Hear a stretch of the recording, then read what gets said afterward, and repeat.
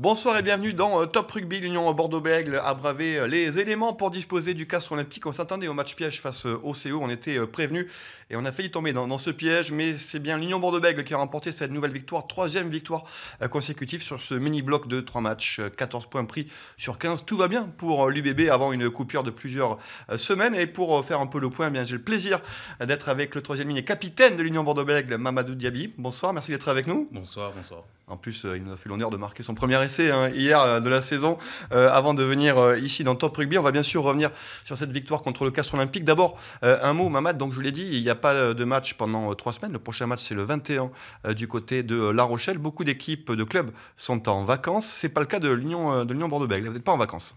Non, pas du tout. C'est pas le cas pour nous. On a des semaines un petit peu adaptées avec la fin de semaine qui est un peu plus allégée que d'habitude, compte tenu du fait qu'il n'y ait pas de match. Mais on va continuer à bosser pendant ces 3 semaines. Je pense que c'est important parce que si on s'amuse à couper maintenant, ça peut être dur de repartir. Donc on va passer du bon temps aussi en équipe et bosser. Voilà, on va mixer les deux. Un petit stage, je crois, c'est ça, hein. Petit stage au bord de l'eau. Ouais, on a un petit stage la semaine prochaine. Alors, avant de revenir sur le match de Castres, je l'ai dit, on verra le classement après. On peut dire que l'Union Bordeaux-Bègles est en ballottage favorable pour une qualification historique en phase finale, plus 20 points sur la 6e place occupée par Clermont. Est-ce qu'il y a un petit parfum de phase finale à Moga? Est-ce qu'on en parle un peu ou est-ce que ça reste encore un peu tabou? Il y a un petit échantillon de parfum, mais nous on veut le flacon. On veut que ça sente partout. L'ivresse. Donc voilà. On verra ça justement. Et il fallait justement l'importer contre le Castres Olympique. On va revenir évidemment en images sur ce qui s'est passé. C'était ce dimanche midi 30 donc au stade Chaban Delmas sous la tempête. Hein. Alors ça gêne un peu le vent, ça gêne les buteurs évidemment, les lanceurs en touche. On en avait parlé avec Clément Méniel il y a quelques semaines aussi. Est-ce que pour vous les joueurs de champ aussi ça a un impact quand même ce fort vent? Ça gêne? Le vent, ça peut être un allié comme un ennemi, hein, c'est sûr. Hein. Il faut savoir jouer avec. Le rugby, c'est un sport en plein air, donc il faut savoir s'adapter. Voilà. Quand vous voyez les ogives passer, quand on est vent de face, voilà, quand le buteur a fait 50 mètres au pied, hop, il faut reculer. Bon, ça fait pas mal au casque. Ouais, ça fait un peu de mal au poumon parce qu'on court, mais ça fait partie du jeu. Alors on a vu l'ouverture du score signé Maxime Lucu et puis des Castres très opportunistes hein, quand même. Il fallait s'y attendre, hein. Vous les connaissiez bien aussi, Mamadou. Ils ont été fidèles à ce qu'on pouvait attendre d'eux, hein. C'est-à-dire très efficace, très réaliste à l'image de cet essai de Caminati. Une erreur, un ballon un peu mal négocié au centre du terrain, ça fait essai derrière. Ouais, on savait qu'ils allaient se nourrir de la moindre de nos erreurs, donc sur ce point-là, on s'est pas trompé. L'avantage c'est qu'on était prévenus et donc ça nous a permis de rester dans le match et de ne pas se démobiliser dès le premier essai qu'ils ont mis ou même quand ils en ont mis un second, on a resté solide. Oui, parce que là, c'est vrai que le Castres Olympique, on se demande même comment cette équipe a pu jouer le bas du tableau, parce que là, c'est quand même un bel essai, une relance depuis les 22 mètres, qui amène au deuxième essai de Capo Ortega. Ça fait 12-6 à la demi-heure de jeu pour le Castres Olympique. Et là, pareil, vous êtes le capitaine en plus, Mamad, pas d'inquiétude, sérénité à ce moment-là du match. Ouais, comme je vous dis, on était préparé à ce scénario depuis le début de semaine. Christophe Ferreus les connaît bien, il les a entraînés pendant longtemps. Et ça fait trois saisons qu'ils viennent ici à Chaban, on sait à chaque fois comment ça se passe. Donc on savait que ça allait être un bras de fer jusqu'à la fin. Donc le fait de savoir et d'y être préparé, ça permet d'aborder la situation différemment. Je pense qu'on n'a pas paniqué, ça s'est vu. Contrairement au match de Lyon, là, 2 semaines auparavant, où il y a un moment où on a eu un petit moment de flottement, où on ne savait plus trop, on était dans le doute. J'ai pas senti ça lors du match contre Castres. C'est ce qui a fait qu'on a pu revenir dans le match et puis rester concentré, quoi. On a vu l'essai de Blair Connor à la demi-heure de jeu, le 46e hein, pour Blair, après 10 saisons sous le maillot de l'Union Bordeaux-Bègles. Et puis le vôtre aussi, Mamad, vous allez nous le commenter. Vous sentez le coup, hein, vous le voyez arriver Ouais, vous vous repositionnez à l'intérieur. Ouais, je pars de loin, mais je vois que ça perce de l'autre côté. Et je me dis, accélère, il faut que tu sois dans les 22 parce que ça va se passer là-bas. Donc j'ai bien fait, j'ai suivi et il y a un super boulot de Alex et de Semi. Et moi j'ai juste à mettre l'accélération et finir, quoi. Et c'est entre les poteaux. Le premier, 3 essais marqués par Mamad l'année dernière. Donc voilà, le compteur est débloqué. On espère d'autres essais aussi. Et surtout, il intervient à un moment très important parce que ça permet à l'UBB de reprendre l'avantage juste avant la mi-temps, 20-12. Et ça, psychologiquement, c'est important, juste avant la pause, de reprendre l'avantage. Ouais, le fait de marquer juste avant la pause, ça nous a aidés. Ouais. Et alors après le Castres Olympique, on le sait, qui va rien lâcher, il y a quand même une surprise avec 8 changements effectués par Mauricio Reggiardo à la 45e, donc 5 minutes après la reprise. Avec l'essai de Nakosi, on va voir que Castres va revenir à 1 point, 20-19. Ça surprend là, quand 8 joueurs, 8 changements d'un coup en pleine rencontre. Ouais, vous attendiez pas à ça quand même, vous avez fait je pense que c'est un petit coup de malice là. C'est une bonne tentative d'intimidation.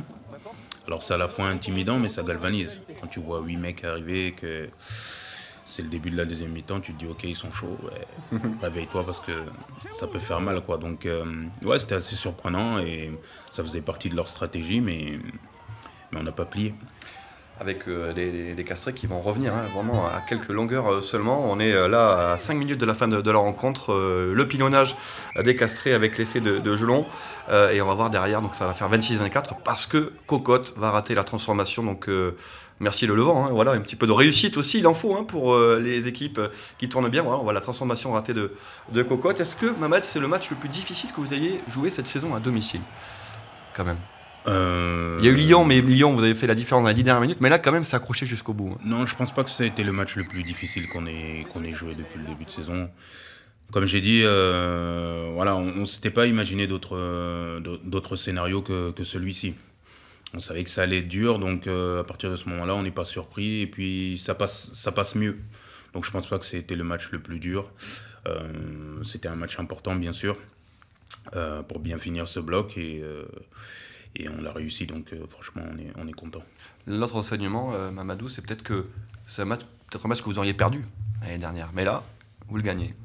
D'ailleurs, c'était un petit peu le même scénario et on l'a perdu. Ouais.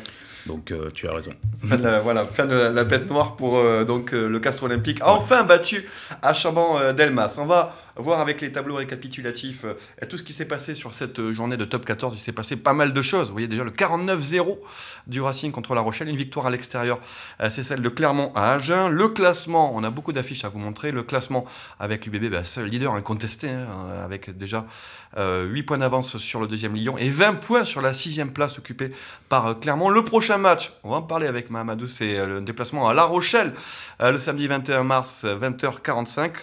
Beaucoup d'affiches concernant le club avec une délocalisation. Mahamadou vous l'a dit, il n'y a pas de congé à l'UBB, donc ils seront à Saint-Médard ce mercredi pour un entraînement délocalisé. Et une autre date aussi qui est tombée, ce sera à la Teste le 11 mars, voilà, le mercredi 11 mars, pour rencontrer les joueurs de l'Union Bordeaux-Bègles, le staff, bref, tout le club qui sera en déplacement. L'autre affiche, c'est celle concernant le quart de finale. Il y a beaucoup d'actu, bien sûr, autour de l'Union Bordeaux-Bègles avec la billetterie qui est déjà ouverte. Il faut se dépêcher parce que ça part vite, évidemment, les places pour le quart de finale de Challenge européen. Et puis, on n'oublie pas aussi les résultats de Fédéral pour nos équipes girondines avec le bassin d'Arcachon qui s'accroche, battu seulement de 2 points. C'est quand même le 9e point de bonus défensif remporté par le RCBA. Mais le RCBA qui est toujours avant-dernier. Et puis en Fédéral 2, vous avez vu, qui a la 3e défaite seulement de Langon cette saison à domicile, 25-0. Et Florac, surtout au classement, qui revient sur Langon. Ça va être très serré. Florac qui est à 3 points du leader. On a vu le prochain match à La Rochelle. La Rochelle qui sort d'une sévère défaite cinglante du côté du Racing. Et puis il y a un petit sentiment de revanche peut-être aussi pour le bébé, non à La Rochelle par rapport à la saison dernière. Honnêtement, le dernier match à La Rochelle... Vous l'avez encore, vous y pensez encore? J'ai du mal à... J'ai du mal à manger depuis, j'ai essayé le miel, j'ai essayé plein de choses, mais ça passe pas. La tisane, non? Donc non, honnêtement, non, on n'oublie pas. On n'oublie pas, donc pour toutes ces raisons-là, ça va être un match important, au-delà du fait qu'il faut que nous on continue à avancer, continuer à être dans le droit chemin. Je pense qu'il va falloir s'expliquer à La Rochelle, je pense, ouais, un peu. Ça promet en tout cas, voilà une belle affiche pour la reprise du top 14. Mamadou, l'UBB, meilleure attaque, 2e défense du championnat, équipe qui a le plus de bonus offensifs, meilleure équipe à l'extérieur, seulement 3 défaites cette saison. Quel est l'atout principal pour vous de l'UBB cette saison? Sa force, je pense que ça saute aux yeux, je pense que c'est le collectif. On sent qu'il y a une vraie équipe, quoi. Je pense que c'est pour ça que les gens aussi répondent présents, que les gens commencent à revenir nous voir en nombre. On sent qu'on est une vraie équipe. Et pas seulement les joueurs, je pense qu'aussi au niveau du staff, au niveau de tout le club, quoi, il y a quelque chose qui est en train de se passer. On est en train de créer voilà, une vraie culture. Et puis pour nous, les joueurs, en fait, ça nous pousse à être meilleurs parce que, bon, on se dit que on se bat pour quelque chose de plus grand que nous. Alors ça pousse à être humble et à travailler parce qu'on se dit qu'on n'est pas le nombril du monde, le centre du monde. Et puis ça galvanise aussi parce qu'on se dit qu'on se bat pour quelque chose de plus grand que nous. Donc pour toutes ces raisons-là, on est en train de devenir une vraie équipe, un vrai club et je pense que ça se voit sur le terrain, quoi. Oui, c'est vrai que ça se ressent aussi en tribune. Tiens, on a une question de Twitter justement d'un téléspectateur, un fidèle, Saturne Oval, qui nous a envoyé une question aussi sur Twitter. On le remercie parce que déjà il nous a dit vous remerciez Mamad parce qu'on prend du plaisir. C'était son anniversaire en plus, donc vous lui avez fait un beau cadeau. Lui, il vous voit déjà en phase finale. Est-ce que l'objectif c'est pas les 2 premières places qualificatives directement pour les demi-finales quand on voit ça? C'est une bonne question. Je pense qu'on va aborder la question tous ensemble avec le staff et les joueurs bientôt. Je pense qu'il va falloir forcément se poser la question au vu du classement. Il va falloir se demander qu'est-ce qu'on veut faire maintenant.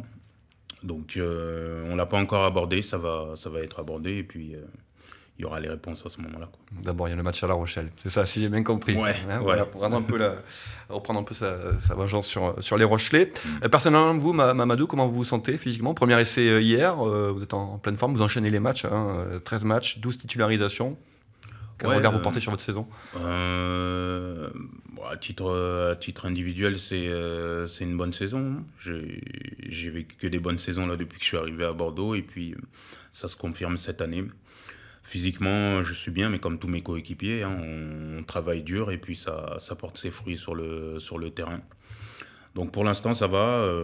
Voilà, je me sens bien dans cette équipe. Je suis très fier de pouvoir jouer dans cette équipe. C'est vraiment ce qui se passe, c'est vraiment bien. Je me sens bien et puis voilà, hein, je fais honneur au maillot à chaque fois que je le porte parce que je sais que je suis privilégié quand même de le porter, quoi. Voilà. L'adjectif qui revient souvent quand on parle de vous, c'est exemplaire, hein. C'est ce qu'on a mis en titre, capitaine exemplaire, parce que aussi vous êtes capitaine cette saison. Ça change quelque chose justement dans la manière d'aborder les matchs ou peut-être durant les matchs, ce nouveau statut? Être capitaine, ça donne le droit à rien du tout, hein, si ce n'est, comme tu l'as dit, d'être exemplaire. Donc la seule pression que j'ai, c'est d'être le plus exemplaire possible, quoi. Donc c'est tout bénef pour moi parce que généralement, plus on est exemplaire, mieux on est, plus on est bon. Donc c'est un rôle qui me plaît quand j'ai l'occasion de le porter, quoi. Voilà. Et notre capitaine sera au club pour 4 saisons encore. Vous avez prolongé pour 4 saisons. La présence de Christophe, ça a joué, j'imagine, ça a pesé parce que vous êtes connu à Oyonnax. Ouais, ça a joué, forcément, parce que lorsqu'on a commencé à discuter, le fait qu'il soit là, le fait qu'il arrive avec ce projet-là, forcément c'est quelque chose qui pèse dans ce genre de choix, surtout pour rester aussi longtemps dans un club, quoi. Voilà. En tout cas, on est ravis de vous avoir ce soir avec nous et puis encore pendant 4 saisons sous le maillot de l'Union Bordeaux-Bègles, Mamadou Diaby, donc 3e ligne et capitaine de l'UBB. Merci d'être venu avec nous et puis nous on se retrouve lundi prochain pour un nouveau numéro de Top Rugby.